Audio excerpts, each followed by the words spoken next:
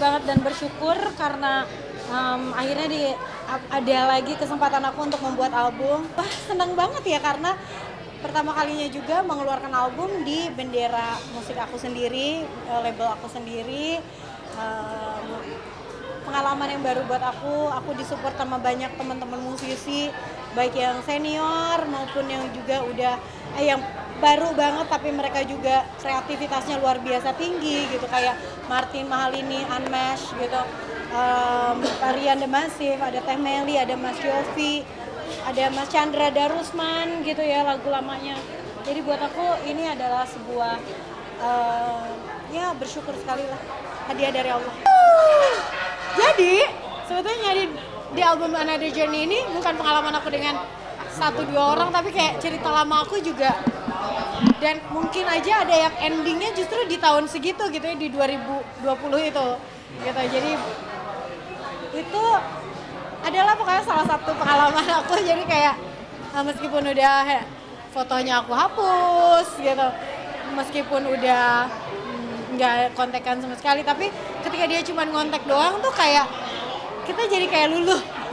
Dan ternyata aku masih menyayangimu gitu. Dan aku rasa itu relate ya, banyak orang pasti ngerasain kayak gitu. Jadi kenapa aku bikinin jadi lagu cerita itu, dan ternyata banyak banget orang yang suka juga. Artinya kan banyak orang relate juga, pernah ngerasain hal yang sama. Bukan semuanya kisah cinta sih, tapi kayak kisah yang aku jalanin di tahun 2020. Oh, move on-nya susah. Karena ternyata masih perasaannya, oh enggak. Udah selesai, udah move on, tapi perasaannya aku tuangkan dalam lagu. Iya, beruntungnya aku karena aku penyanyi ya. Jadi aku justru bisa curhatnya itu justru di lagu, gitu, di karya gitu. Dan apa namanya, ya karya itu juga bisa didengar sama banyak orang. Jadinya juga positif, bukan cuman kayak aku curhat di sosial media sendiri gitu, atau apa namanya, cerita-cerita doang sama temen, tapi curhatan aku alhamdulillah jadinya bisa dinikmati sama banyak orang gitu. Manis, asam, asin, pahit, penuh dengan keringat, penuh dengan tawa, penuh dengan air mata, tapi yang pasti penuh dengan kebahagiaan. Pernah berada di titik terendah? Oh, pernah. Aku pernah berasa aku mau berhenti nyanyi, jadi gitu. Menurut aku ya persaingan di dunia industri itu industri musik itu amat sangat apa ya, terlalu ini ya Pak. Iya, keras kalau menurut aku. Jadi artinya kadang-kadang mungkin bukan dibully dari komen tapi ada perasaan kayak aduh aku bisa bikin karya apa lagi ya gitu. Kadang-kadang apalagi kalau aku kan udah lama, jadi aku udah rasanya kayak ini udah pernah bikin, itu udah pernah bikin, apalagi yang aku belum pernah bikin gitu.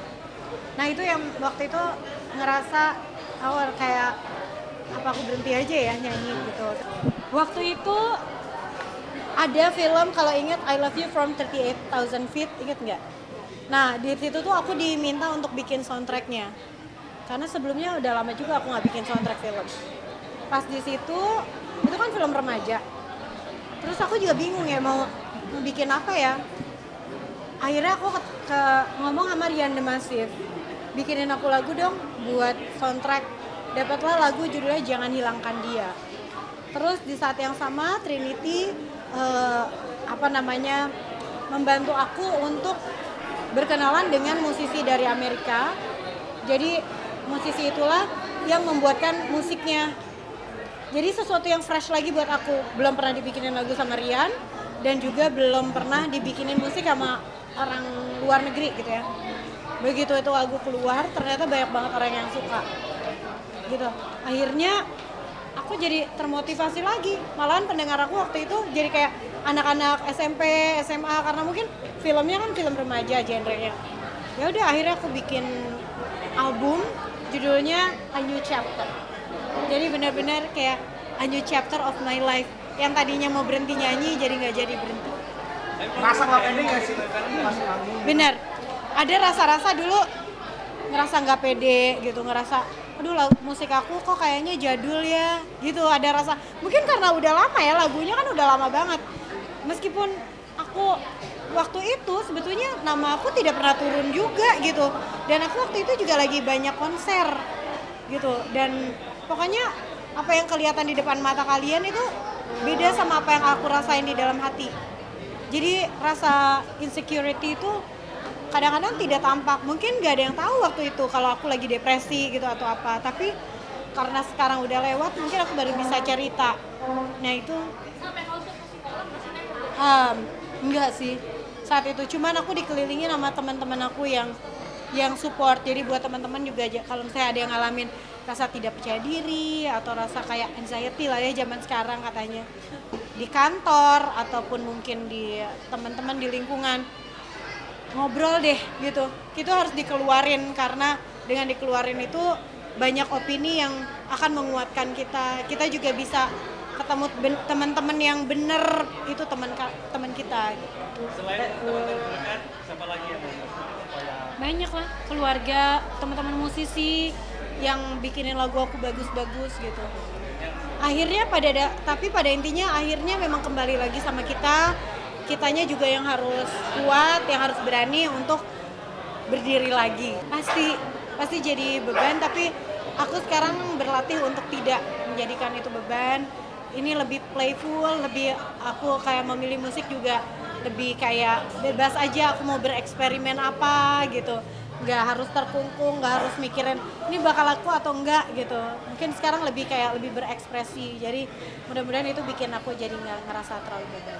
Tapi berdoa aja terus. Pasti ya tidak mudah gitu, cuman ya alhamdulillahnya mungkin karena aku mencintai pekerjaannya dan amat sangat enjoy gitu, jadinya aku kayak senang-senang aja, nggak berasa capeknya. Karena mungkin ketika melaluinya ada capek, tapi setelah lewat itu udah nggak berasa lagi capeknya, kayak mengeluarkan album baru gitu ya, nggak berasa capek juga akhirnya setelah launching. Ketika bikin ya pusing juga ya, aduh lagu apa nih yang paling bagus, aduh musiknya harus diapain, harus gimana biar selalu oke gitu. Jujur ya, aku tempat curhat aku Rizky. Kalau aku nangis, aku misalnya di rumah sedih, capek kerjaan atau lagi sedih karena suatu hal, biasanya aku ngobrol sama Rizky gitu, cerita-cerita. Kayak dia nemenin aja, kadang-kadang dia berasa kayak lebih tua dari aku. Jadi dia biasanya kayak yang udah lah Bu, nggak usah memikirkan apapun yang bisa menstop positivitas aku gitu. Jadi buat Rizky selalu bilangnya kayak gitu. Jadi kayak boleh lah nangis sekarang, besok udah harus nggak usah nangis lagi. Enggak sih, Rizky orangnya juga cuek ya. Jadi dia lebih support aja apapun yang aku lakuin gitu. Jadi dia juga bukan tipikal yang pacaran dulu gitu ya, dia juga enggak. Jadi aku senangnya kita berdua saling support aja. Oh cerita, aku lagi deket sama siapa, aku lagi jauh sama siapa, aku lagi sedih, lagi senang, cerita semua. Rizky juga gitu sama aku. Sekarang udah siapa Teh? Hah? Kalau sekarang udah siapa? Ada deh.